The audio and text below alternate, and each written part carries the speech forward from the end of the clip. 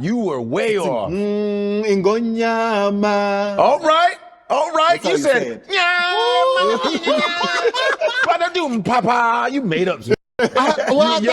You should see me when I do it in front of white people. Oh my God! Why you look? Oh my God! Hold on. Can you do that one more time? Do that again.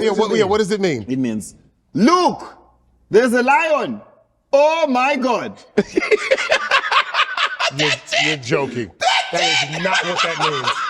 That is not what that means. That's exactly what it means. That's what it means. Look, there's a lion. Oh my God!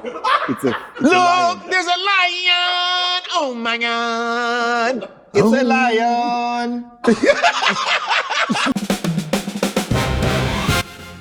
So, good morning, world. I'm on tour with my friend Hans Zimmer. I'm waking up to the reality that there's an idiot who's gone viral on our iconic Nancy Ngonyama, misleading the world. I tried to engage him. He approached me with the attitude of, disrespecting his work. There is the idea that being a comedian means you get away with everything. Oh, I just got served. He's intentionally misusing the global platform of going viral. The moment he called me a self-hating Negro, that's when everything changed for me. Intentionally disrespectful and dismissing even my explanation to him of the context of Nancy Ngonyama. I did a joke about the Lion King. I don't know, you saw it? That was me, yeah. I'm paying for that shit now. The Lion King.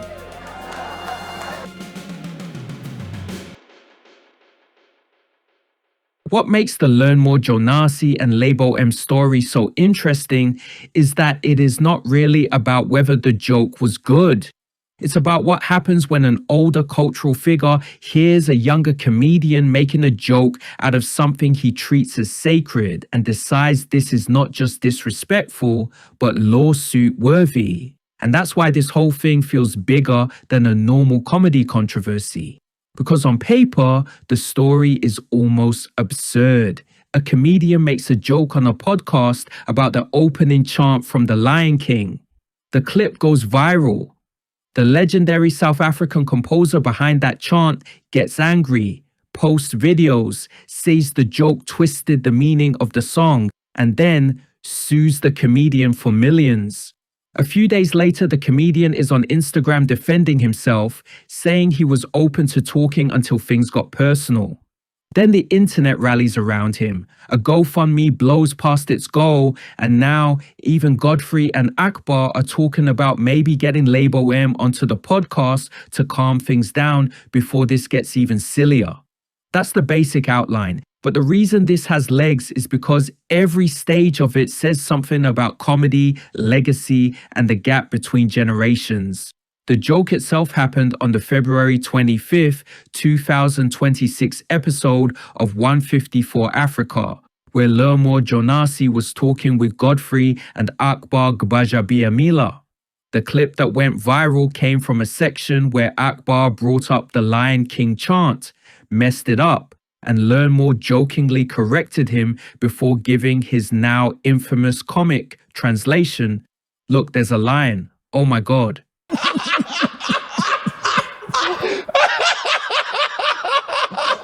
This whole time, I thought it was like this beautiful, majestic. Look here, there's a bull lion. It's a lion. Can you believe that? No, we can't. They gonna fall for this bush. It's gonna eat your black ass right now. I thought it was like this is spiritual. Nah, it's a lion over there. Yo, look at it's a lion. That's it. Oh my God. Oh. And you were like this. It's a lion. Can you believe it? Dog, and they have made billions They off made that shit. billions off that. You It's a just Lion of shut the Dead. all of the Lion King's gonna call you. Hey, can we talk to you, learn more? Because you obviously don't learn enough. You gotta keep your goddamn mouth shut. We think it's a spiritual thing. It clearly landed as a joke in the room. The host laughed, the clip spread, and suddenly Learn More had one of those internet moments where a casual bit becomes much bigger than the original podcast. That part matters because it gets right to the legal and cultural argument at the center of this whole mess. Lebo M says this was not harmless fun. In the lawsuit, he argues that Learn More presented a false translation as if it were fact, and in doing so mocked the chant's cultural significance. According to the complaint, the proper translation of Nance Ingonyama Bagifi Baba is All Hail the King, we all bow in the presence of the king. And the suit says Learn More's version was a fabricated distortion that trivialized decades of work. Walingonyama can literally translate to lion in Zulu. In praise Mbongi and royal metaphor, Gonyama or Ingonyama signifies kingship, ancestral authority, and sovereign presence. The lion is the metaphorical vehicle. The meaning is royalty. Jonasi's reduction to look, there's a lion. Oh my God, is not a simplified translation. It is a fabricated, trivializing distortion, meant as a sick joke for unlawful self-profit and destruction of the imaginative and artistic work of Lebo M. The true meaning of Nansingonyama Bagiti Baba is all hail the king! We all bow in the presence of the king. In the Lion King, they all bowed down to Mufasa, to include his antagonistic brother, Scar. During the podcast, defendant referenced Zulu as the language being sung and positioned himself as knowledgeable about the Zulu language during the exchange, which he used to lend false credibility to his mistranslation. This framing is not incidental. It is the mechanism by which the statement was received as authoritative fact rather than pure comedy. Because listeners had no immediate reason to doubt a confident, on-camera correction about "that's Zulu, that's South African," followed by an asserted translation. Defendant's main intent was to establish authentication, which was patently false and caused damage to Lebo M's product. As a result of defendant's acts, plaintiff will continue to suffer harm, including monetary loss and irreparable injury, as a direct and proximate result of defendant's unlawful conduct. Plaintiff has been damaged and is thus entitled to relief in an amount to be determined according to proof at the time of trial. Plaintiff is also entitled to additional relief to include injunction, disgorgement of defendant's revenue associated with this misrepresentation, actual damages to include treble damages in exceptional cases, and attorney fees. The lawsuit was filed in California on March 16, 2026, and seeks $27 million in damages. Lebo M did not just go straight to court though. That's part of what made the story snowball. Public reporting says he reached out to Jonasi on Instagram after the clip went viral. I'm not even sure if my making a comment will go as viral as this idiot so-called comedian has gone viral, because it is easy in the world we live in for people to be sucked into distortions, misfacts, and untruths. So in a nutshell, this young man has gone viral and for some reason believes his entire career is going to live on the basis of him continuing this lie, this distortion. Nansing Gonyama in a nutshell, all hail the king. Bow in the presence of the royal family. It is a metaphor written by myself in Zulu and Xhosa, South African cultural and heritage, language and norms, and that's who I am. We inspired the world well over 30 years with this work because its profound meaning is understood by South Africans and is understood by anyone with common sense. But when an idiot finds an angle, finds an opportunity to go viral and be consistent with it and mislead, especially the African American community through the platform that he used, especially the world and the African diaspora, insulting and spitting on the heritage of African kings, African culture, and culture in general, more specifically our Xhosa and our Zulu culture. And of course, in many of my work, I use all the various South African languages: Zulu, Xhosa, Setswana, Sesotho. It is rather painful to see an ignorant artist wannabe comedian promote ignorance and it becomes so globally powerful. I did try to engage this young man. He was so arrogant. He basically said to me, I've been doing this for 8 years, and just so you know, heads up, I'm going to continue doing this. That basically means he has realized that selling ignorance and stupidity is more commercially viable than fixing or protecting and respecting heritage, culture. In Lebo M's view, this was not just some punchline. It was a cultural and royal statement turned into viral nonsense for laughs. Then Learn More gave his side, and that's when the story stopped being just artist Sue's comic and became a proper public dispute. In his Instagram response, Learn More said he had actually been open to talking and even liked the idea of the two of them making a video together to discuss the real meaning of the song and maybe educate people. But he said that changed when Lebo M called him a self-hating Negro. Hello everybody, it's Learn More Jonasi here. So I didn't think I was going to make this video, but because things are getting out of hand, I just had to come here and give you context on what happened and my reasoning on why I chose to dismiss the composer of the Lion King chant, Lebo M. When this man first approached me, he approached me with the attitude of saying that I am disrespecting his work. Right? And I was like, no, actually, I'm a big fan of yours. I actually love the song, and therefore, this was just a joke. And comedy has always had a way of starting a conversation. Like I told him this, I was like, this is now like your chance to actually educate people because now people are listening, I was actually ready to even create a video with him. Like, to be honest, I was like, oh, yes, this is it. We can actually create a video together. And after we laugh, then we can, because personally, I had no idea that it had a deeper meaning.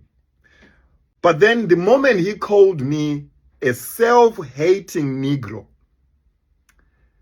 that's when everything changed for me. I realized that I'm not having a conversation with somebody that actually wants to do that. This person is literally not attacking the joke, but my character. He didn't even I was like, sir, you need to go and watch the actual episode. Go and watch the full episode, 2 hours. That clip was just like a minute from like the 2 hours in talking about African culture and identity. I was like, I suggest you should go and watch that. He didn't care. That's when I dismissed. I was like, I'm not gonna talk to this person because there's no conversation, there's no constructive conversation happening here. So for those people coming to me, actually saying to me that, hey, you should apologize to Lebo M. No, I never insulted him. He called me an idiot. An idiot. He called me a wannabe comedian. I've won awards all over Africa. I've won awards in South Africa, the Pan-African Comedian of the Year for Savannah Comics Choice Awards. I've won it. I've won awards all over the place. I was on America's Got Talent. I have a career. I'm touring, but I'm a wannabe comedian, a self-hating Negro. So you can hate me all you want for not talking to him, but that's why I'm going to leave. And then came the number. Because one thing about comedy audiences, they may not always agree with the joke, but once people hear $27 million lawsuit over a joke, the average person starts thinking somebody has lost the plot. Reporting from People, the Los Angeles Times, The Guardian, and others all landed on the same broad point. This is a massive claim over a viral podcast bit, and Jonasi says he was even served the papers while performing on stage. Was less fortunate. What is this? What is this? Service. Oh shit, I just got served. Oh shit. Oh my god. You just For those who are wondering what this is for, I did a joke about the Lion King. I don't know, you saw it? That was me, yeah. Yeah, I got served right in front of you guys. I'm now raising money, a GoFundMe page.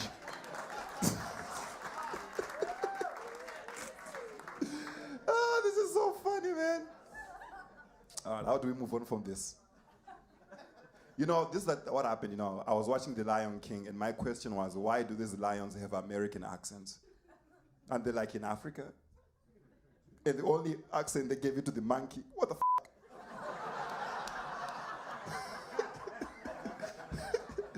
And it was Caribbean. What the f***, man? That visual alone made the situation feel surreal. That's also why the GoFundMe blew up. Jonasi launched a fundraiser for legal costs after the lawsuit was filed, saying he never intended harm and just wanted to defend his right to tell jokes. The campaign page itself confirms the purpose of the fundraiser, and outside reports showed it moved fast, passing its $20,000 goal within days. At earlier checkpoints, it had already raised nearly $10,000 in just hours, then more than $23,000 in 2 days. The exact total has continued to move, but the bigger point is obvious. People are with him. They see this as overkill. I want to thank each and every one of you for coming through and supporting me and showing me that I'm not alone. You see, when you follow this comedy journey in a land where you're not, I'm not from America, man. I'm just alone in this country trying to pursue this dream. And I gotta tell you, man, sometimes it feels like, you know, you never get there. Sometimes it feels like, yeah, I might get there, you know, so it's an up and down.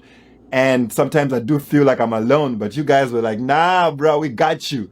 I would like to thank each and every one of you for coming through and supporting my GoFundMe page with this stupid lawsuit. Like, where did that even come from? Like, I don't get it. You know, I still don't get it. So yeah, man, I am truly thankful because I didn't know what I was gonna do if it wasn't for you guys. So this is actually motivation for me to now create more jokes for you. Like, I am ready to work. Let's do it. And Godfrey clearly gets that too. He's not just Jonasi's co-host here. He's one of the people who helped create the original viral moment, and he has publicly shown support afterward. So, Learn More, who's a Zimbabwean comedian, you know, he's the America's Got Talent champion. He's won lots of awards. He is being sued by Lebo M, who is the composer of that song, Circle of Life. He's being sued for $27 million, which we don't know what for. I happened to find a video of Seth Rogen and Billy, Billy on the Street? I think it's Billy Eichen. So they're discussing the Lion King and what that song means. Here comes a lion. Oh yes, it's a lion. We're going to conquer a lion. We're going to conquer a lion. Yeah. So they did it before us. So they're saying the same thing. Look, it's a lion, Father. It's a lion. So why isn't he saying some about that? You never said, and this is years back. So wow. So I don't know about that $27 million lawsuit. That's some bull. That's ridiculous. Because you interpret something, you're suing for $27 million. So you guys, please watch this video. You let me know if this dude is being ridiculous. Look, it's a lion. Oh my God. 2 days ago, 154 did what it probably had to do. Address the whole thing directly with another guest in the room. Godfrey and Akbar spoke about the case, and from the clips floating around, the tone was much calmer. That translation went viral on our show. We got to talk about it. That it went viral on our show, and it's gotten nasty. But even for it to be able to be a big enough cultural reference to go viral, is like that's already a win. Everybody knows. I think what it's you're a win. talking about. I think it's no disrespect. It's a win. Yeah. It's something that's part of the zeitgeist. It's like making fun of Tony the Tiger. Great. It's part of culture. It's pop culture. It's not, and for whether it's somebody, thank you. Whether it's somebody painting because we're artists, comedians are artists. It's art form. It's the hardest art form. Yeah. But for some reason, you can paint something about that. You can sing something about it. But if you joke about it, then we're pieces of shit now. It's like, no, that's the art form of comedy. It's kind of a compliment in a way. If it can be so big that you can. Yeah, and it's so innocent, and it's like comedy is deconstruction of things. Yeah. It is what it is. That's the art form. There's nothing you gonna say to me on how to do it if you don't do it. Yeah. But I'm not saying you can be irresponsible in your art. You can sing the wrong thing, you can paint the wrong thing, but most of the time, it's what it is. It breaks things down to the simplicity and going, yo, can you believe? I hope Level M, I've been texting with him back and forth. He should come. I hope, but I would love to get him on our show because I think it is time for his voice to be heard on this side. Obviously, we heard the other side. I think all of them should be but for you to be our first South African. And Realistically, I don't think this lawsuit is going anywhere major. I could be wrong, but that's how it looks. Comedians have said far worse about far more personal things, and courts are usually not eager to turn obvious jokes into massive defamation wins. Even the Los Angeles Times noted that LebOM's legal team has at least signaled interest in exploring a structured settlement, which tells you this may already be moving towards some kind of negotiated off-ramp rather than a grand courtroom showdown. And the deeper reason this probably won't land the way LebOM wants is because most people instinctively understand the difference between a joke and a translation guide. That doesn't mean LebOM has no reason to be offended. He clearly feels protective of the chant, and honestly, I get that. It's his work, his legacy, and a major piece of South African cultural pride wrapped inside one of the most famous film openings ever. But being offended and winning a giant lawsuit are not the same thing. To me, this looks much more like a generational clash than a serious legal principle. Learn More is a younger comedian talking to a younger internet audience. He made a playful, irreverent joke that younger people immediately understood as a joke. LebOM is older, more formal about the work, and clearly takes the cultural meaning of the song very seriously. I did not start this. When I approached a young man to have a conversation, I approached it on the basis that I'll have a conversation with him privately. So there's three things. First, offense is insulting my work that has been inspiration to millions of people around the world for over 30 years. Then insulting my culture.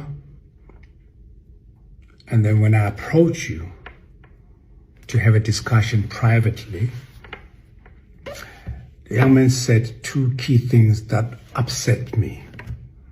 One, I've been doing this for 8 years. Two, I'm going to continue doing it. He heard the bit and instead of hearing modern comedic playfulness, heard disrespect. That gap happens all the time. You saw it with older generations reacting badly to younger comics, younger musicians, younger internet humor, basically every decade. Eddie Murphy and Bill Cosby had that exact sort of generational moral clash. Tupac and C. Dolores Tucker had it too. The older generation often hears decline, where the younger generation hears style, irony, or freedom. And that's why this whole thing feels familiar. It's not only a lawsuit over a Lion King joke, it's an older artist saying, "This isn't funny, this is sacred," and a younger comic basically replying, "Relax, that's just a joke." Once that tension becomes public, the internet almost always sides with the person who seems freer, looser, and less self-important. Right now, that person is Learn More Jonasi.